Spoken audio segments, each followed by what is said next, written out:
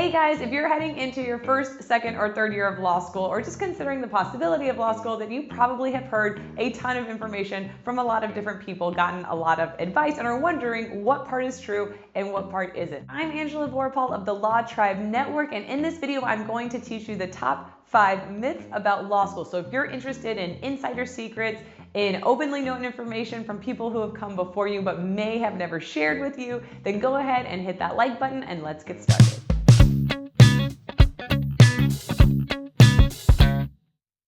Myth number 1, being competitive is the key to law school. So it is definitely true that law school is inherently competitive. You are graded on a curve, which means that you are not just graded on how well you do on the exam, but on how well you do as compared to your classmates. There's only a limited number of high grades and not everyone can get one. That being said, if you go into law school with the mindset of being competitive to the exclusion of everything else, you're not going to do well because you are going to be in a position at some point in time where you need to borrow somebody's notes, or you have a question you don't understand, or you're gonna need a ride to class because your car breaks down, or to borrow a laptop charger. Something's gonna happen where you need help. And so you wanna be the person that's giving that kind of help to other people as well. And I'm not saying let everyone walk all over you, completely take advantage of you. I'm not saying hand out your class notes and your outlines and your canned answers, all of your work product to everyone in your class. But I am saying that in those moments when somebody can use your help and you're in a position to help them, help them. They're going to remember that. Myth number 2, handwriting is just as good as typing.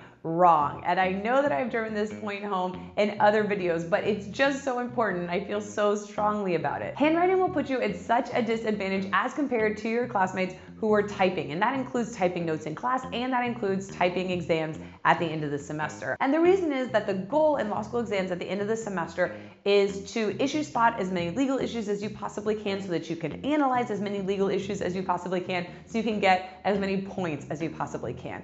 And just by virtue of how quickly you can type as compared to handwrite, you are going to have such a bigger advantage if you're typing because you can just get more words on the page. You can just make more arguments in the specific limited time that you're allotted for that exam. And usually the concept of typing law school exams isn't very controversial, but the issue of typing law school class notes is really controversial. And this comes a lot from the professors. The professors hate having laptops in their classrooms because all the students are just so busy typing down verbatim what they're saying in their lectures and aren't really understanding or comprehending the information. But the reality is that understanding and comprehending the information that you hear in class the first time you hear it is not the point of class. You are not supposed to, and you're not expected to show up to class and understand every single legal concept. That's impossible. The point of class is to type down every single thing the professor is saying so that you have that very, very valuable information saved somewhere and can use it as you go through the steps of the studying process, outlining canned answers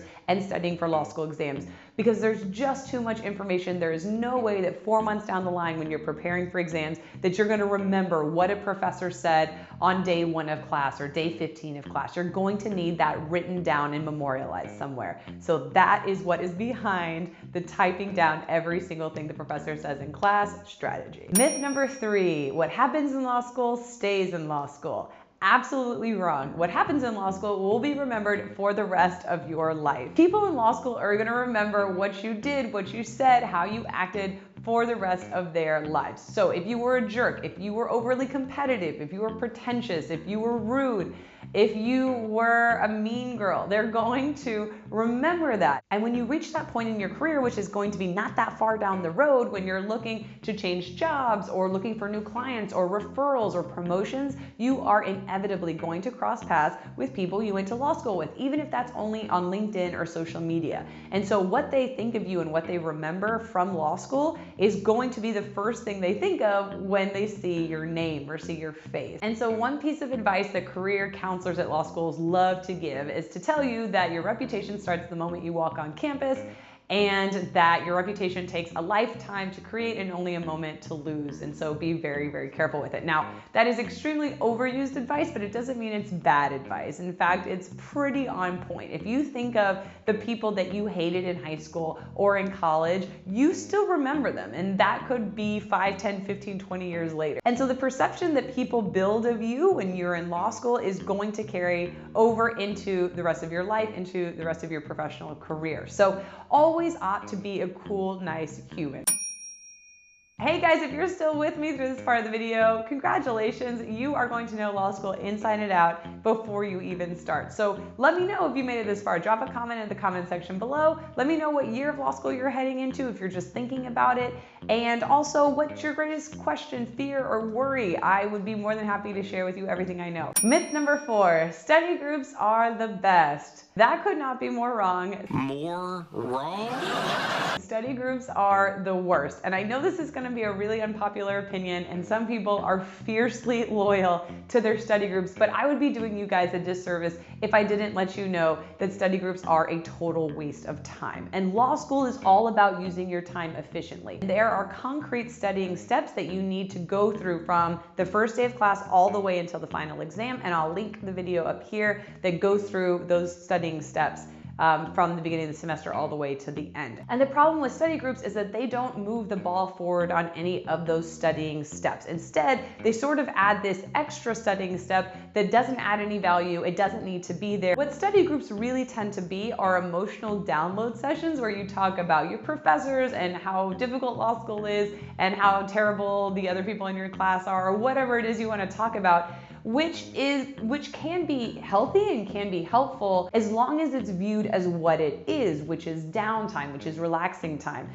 which does need to be factored into your schedule, but just at very strategic, limited portions, right? It can't overshadow and overcompensate for the actual studying that needs to get done, the reading for class, the taking of the notes, outlining, and canned answers. Myth number 5, this will never end. It is so easy to fall into that belief in law school that it is such a stressful, overwhelming, anxiety-ridden experience that this is just going to be your life from now on, and this is how it's always going to be, especially during exam times when there's that crunch in time and you know that something important is coming up and something you've been working so hard for months is on the line. But just remember that everybody feels this way. It doesn't matter how prepared you are. It doesn't matter how great of a student you are. You will feel this. So don't think that you're going to perform badly just because you're sort of in this black hole and you don't feel like you're going to be able to come out of it, because everybody is right there with you. And the good news is that it is a limited period in your life. You will live through it, you will work through it, and it will make you stronger. And when you have something difficult happening in your life later on, when you're at work and it's 3 a.m. and you have a brief to finish, as difficult and as stressful as that is going to feel, it will never compare to what being in law school and going through law school exams is going to feel like. That's it for this video. If you guys liked it, let me know by giving it a big thumbs up and consider sharing it with someone who might benefit from it. Also, if you guys are interested in joining a community of lawyers and aspiring lawyers just like you who are looking to connect to others in the industry, get answers to questions, and just be there for each other for moral support, then consider joining the Facebook group Law Tribe Network. Being a lawyer is a difficult profession, no doubt about it, and there are no dumb questions as you make your way through this career. And so that's what the Facebook group is all about. It's connecting like-minded people and helping each other out to create legal careers that you love. So consider joining that group. And if you haven't subscribed yet, go ahead and subscribe. Click the subscribe button, tap that notification bell, and you will be notified every time we release a new video every Tuesday. And that's where I'll see you guys. Have a great week. I'll see you next time.